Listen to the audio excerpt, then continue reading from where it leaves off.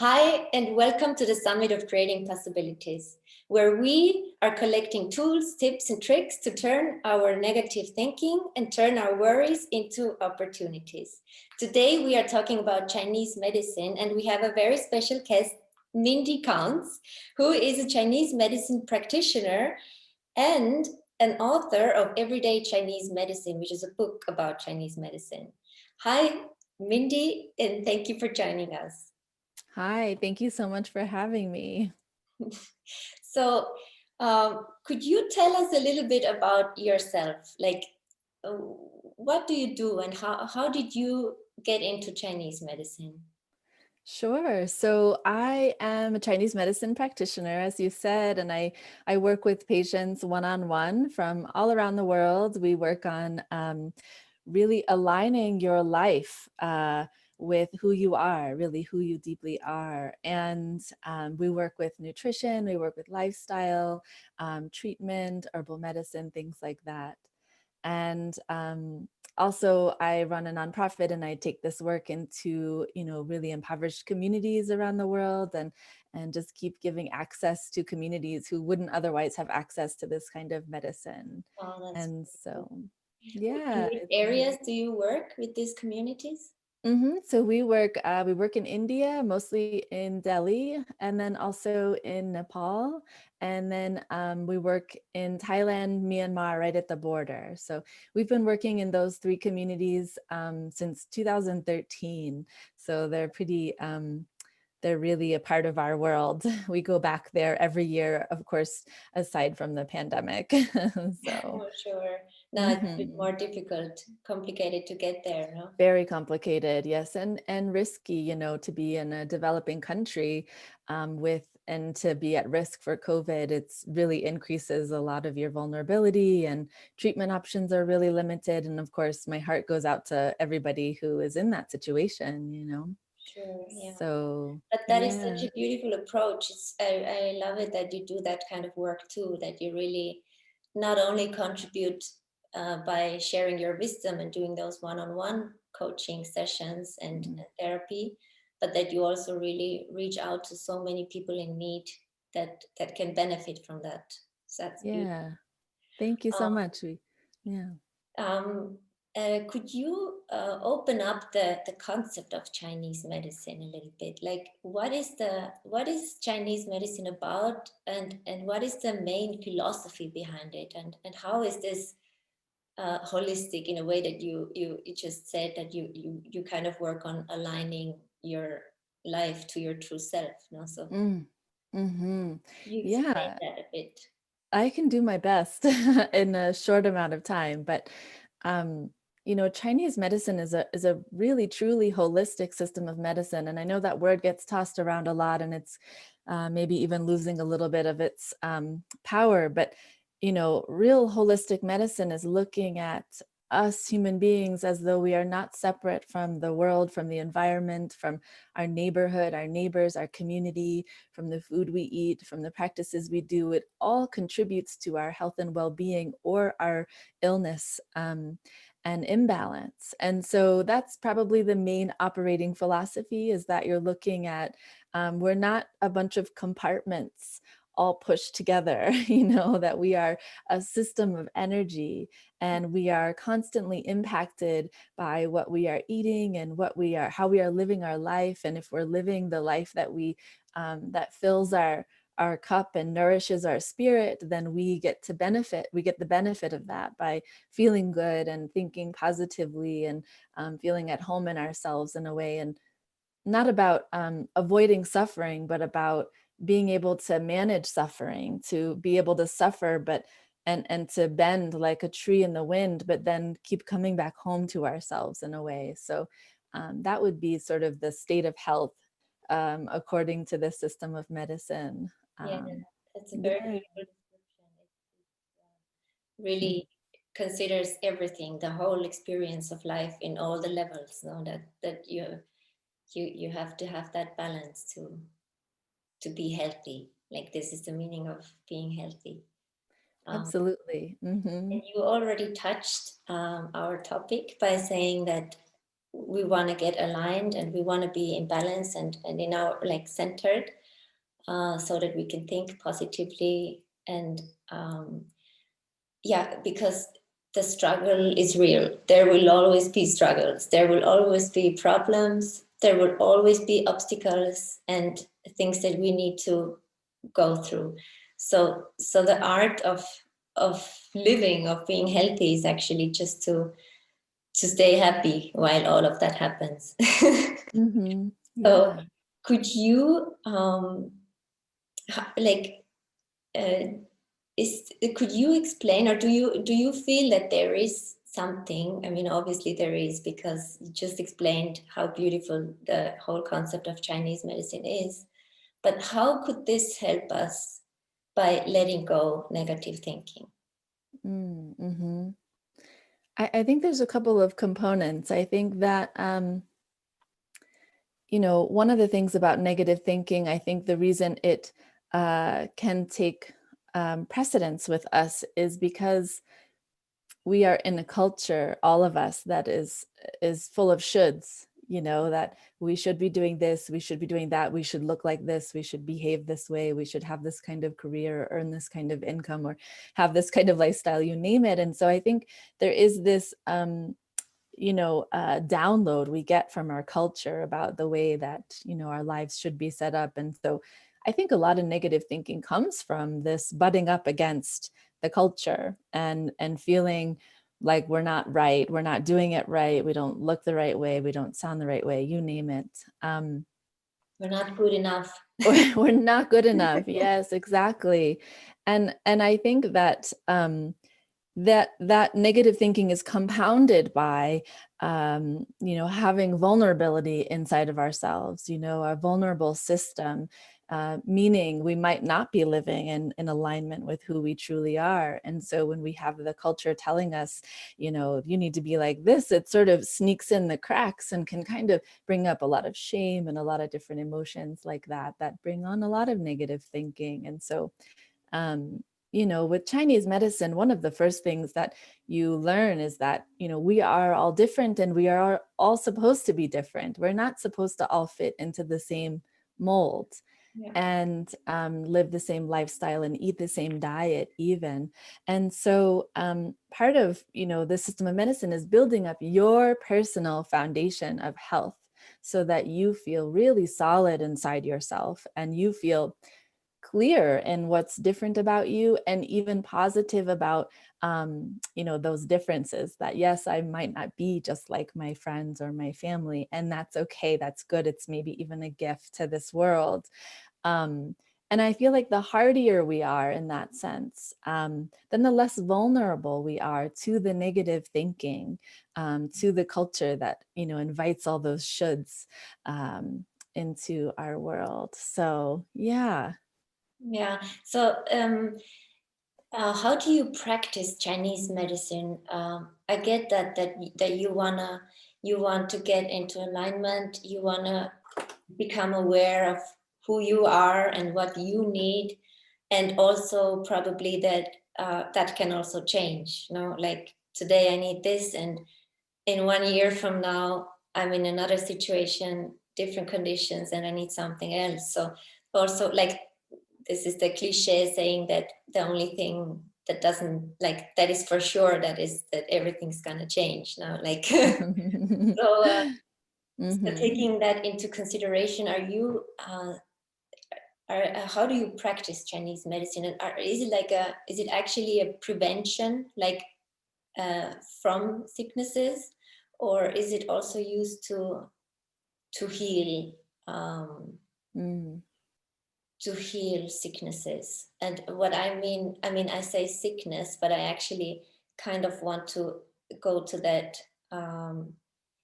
point where we say how Chinese medicine can stop negative thinking. So is it like, can you heal negative thinking with Chinese medicine, or can you just practice these practices and not think negative because of this? Like, is it a preventing Mm. practice, or how can we use this? Is there something that we can take from that interview and just practice that now to Yeah.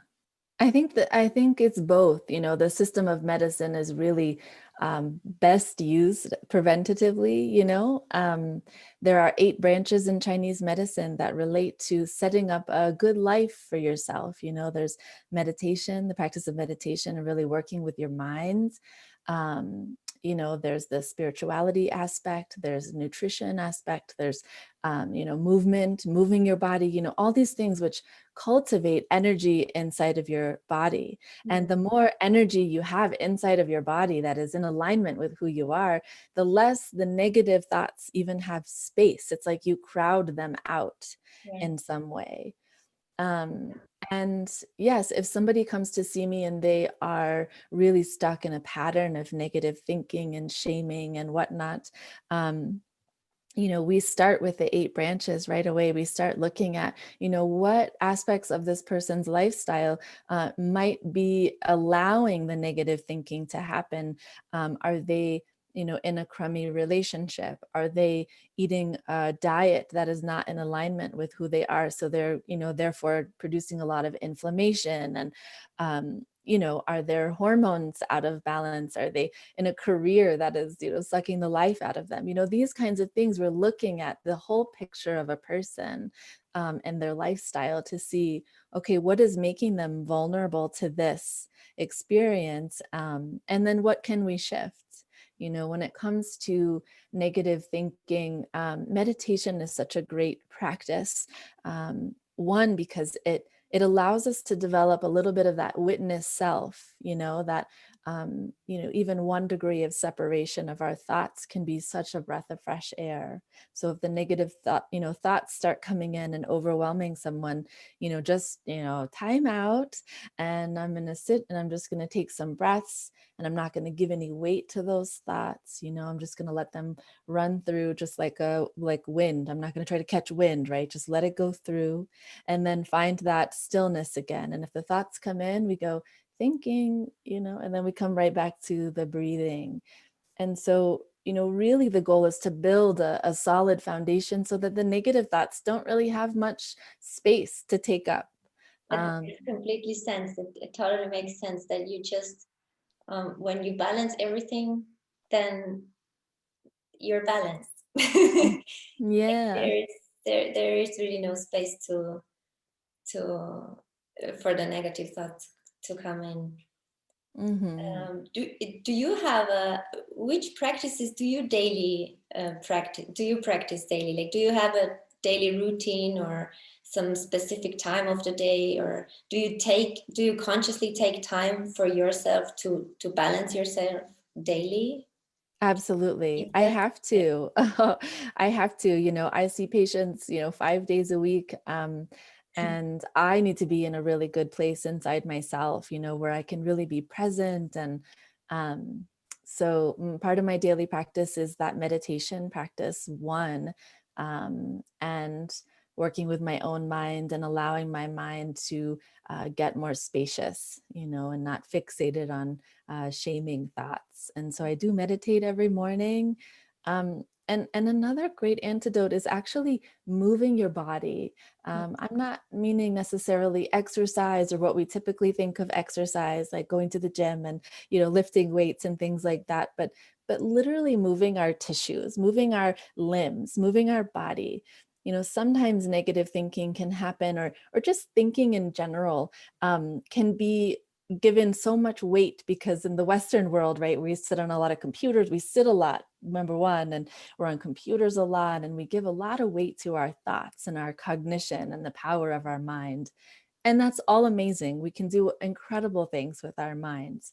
And we also have these bodies that need to move, that, you know, and need to eat, and they need to stretch, and they need to get exercise, and they need to do things. And so sometimes we forget, like in the Western world, I say it's like we live from here up, you know, and it's like, oh, right, I have a body, I have toes, I have hands. And so moving every day is so important. So I try to do, you know, 30 minutes at minimum, but at least an hour of just movement.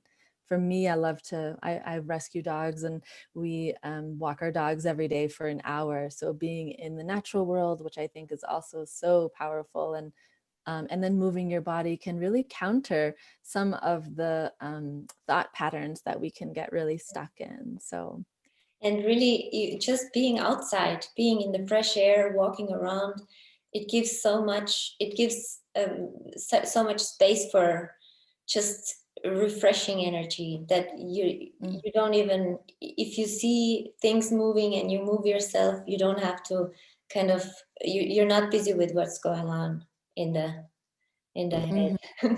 And that's a great thing. If you have dogs to take out, then it's actually also an obligation, you have to go out, so you have no chance then to move yourself, which is great. Yeah, absolutely. Is there, I understand that we all need different things and everybody should find what works for them. Like what is the movement that works for me? Is it yoga or walking or running or going to the gym? And also what we eat and when and how we meditate and all of those things. But is there something like one very specific tool or recipe or a tip that you could give to us that is either very specific and works for everyone, or that is something general that can be adjusted for everyone? Like, Absolutely. Yeah, I think one of the biggest, most powerful changes that anyone can make in their life is to really sync up their life with the seasons a little bit. So, for instance, eating with the seasons is really, really powerful and important.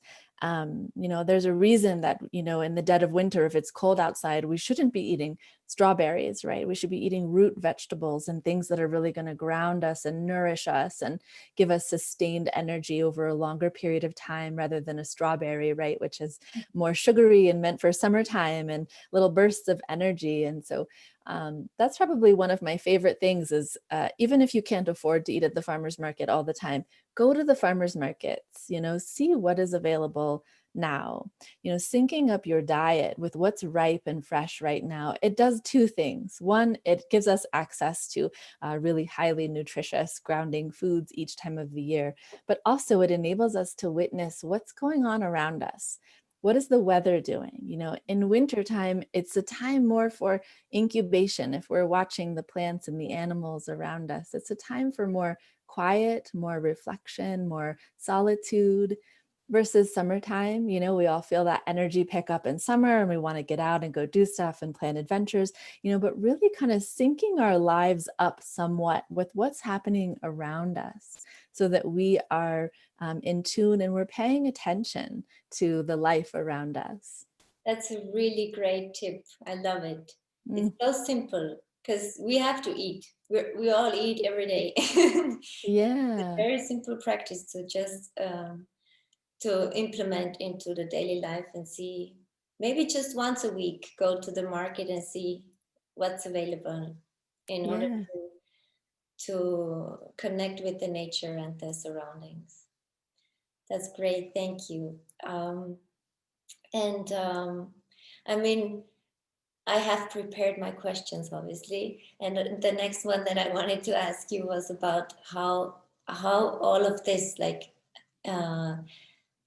getting connected with the nature, getting connected with ourselves, with all of the relationships that we have with the community, with the world, what's going on, how all of this can help for us to not worry, like, because there, especially now, there is so much worry going on. Like there are so many things. There are people who are sick or suffering or losing their jobs, or there's so many things that just knock us down. And how do you kind of sustain yourself and sustain this positive thinking and accepting that that's the way it is right now? So my question was actually this, like, how to turn the worries into opportunities, like how to shift that perspective and start seeing the opportunities in this situation right now. But actually I feel like you already answered that, because it's kind of clear, like when you are in alignment it's also easier to accept anything that is happening. Or how do you see this? Yeah, I would say a couple of things. In Chinese medicine, there's an old Chinese proverb that says, any thought um, that worry is basically a thought without action. So just thinking, the thinking mind, but without action becomes worry. So it then becomes this sort of cyclic, anxiety producing, not a very good feeling. And so sometimes I think there will always be things to worry about. It's just the world that we live in right now. So dreaming of a time where we don't have anything to worry about, I don't think that that's going to work for most of us. And so I do think a couple of things, one, keeping our self-care as a top priority, acknowledging that most of us in the world are doing more than we really have the energy for, but we're doing it. We're working, we're having families, we're running businesses, we're taking care of our friends, our family, our community. We have a lot that we have going on, and self-care is so important, and it's the first thing to go, but it has to be a priority. Doing things for yourself every week has to be a priority. And then I would say that as far as, being stuck in a worry pattern, action is the antidote. Finding some way that you can move that energy. If you're someone who is really worried politically, for instance, or about the environment, what's happening on the planet, find some way, small or big way, that you can contribute so that you can move that energy yourself. If it's planting trees, or if it's getting involved in a campaign, volunteering, helping people get out and vote, if it's anything at all, to help move that energy so that you have the thought, right? But then it's followed by some kind of action item. Yeah. Well, you're being so generous with your tips. That's amazing. And that leads me to one very important life lesson that I have learned, which I would be very happy to share with everyone listening. And that is that whatever it is that we want to achieve or feel or be in this life, we can only do it by surrounding ourselves with like-minded people. Like, this is the community that helps us to be that who we want to be. So I'm really happy to organize this show, also this summit here, because I feel that would help so many people, including myself, to keep up this way of thinking, to keep up that positivity, and to really move this energy in the world. And also, you see, I am in Austria and you are on the other side of the globe. So it's moving, and it's great. Yes, this is an action. This is the action to move this kind of energy. It's beautiful. Yeah, and to create that community and to contribute to this community is just actually the one very simple thing that we can do. And so that's why we give our experts on this show also an opportunity to offer a free gift. I mean, you gave already so much by just showing up, by being so beautiful like you are, sharing all of your beautiful thoughts and ideas and tips and simple tools to use every day.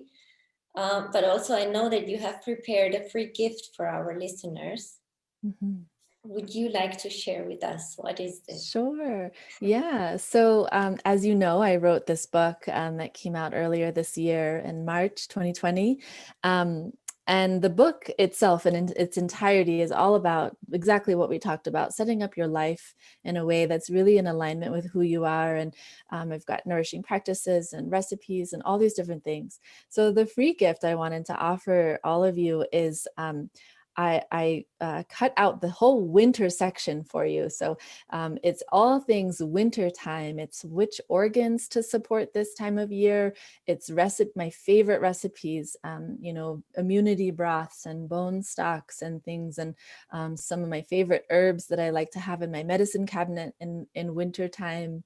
as the seasons change. And so it's about 30 pages of just really nutrient dense wintertime practices. And so yeah, I would love to offer that to you and hope So that it will be helpful. Mm-hmm. that's for sure going to be very helpful. And that is so generous of you to give not only a recipe or not only one practice to practice, but also really to give that concept around becoming more aware of the seasons and aligning ourselves. That's great. Thank you so much for that offer. Of course. So everybody who wants to get access to this chapter, winter chapter of Mindy's book, you will get the link. You got the link in the email that I sent you. So just go click on it, sign up, and get that generous free gift from Mindy. That's great. Thank you so much for sharing with us. Thank you so much for joining. And yeah, everyone who feels that they want to get more engaged with this community of happy people that we are creating here, feel free to go and join the Facebook group and just share your experience. Share what's your favorite takeaway from the interviews, what touched you, what moved you, what inspired you. Let's just, stay together, inspire each other, and grow our community and be happy. Thank you so much for joining. Is there anything else that you would want to add? Or The only thing that I just want to say is thank you for having me. And I think this is like such a good antidote for what's happening in our world right now. And so I love what you're doing, and I think that it's going to benefit a lot of people. And may any merit that come from this, be offered back to the earth and back to all the beings that need it. So thank you so much. Thank you. Thank you. We'll see you tomorrow, same time. Check your mailbox. There's going to be more. Thank you very much.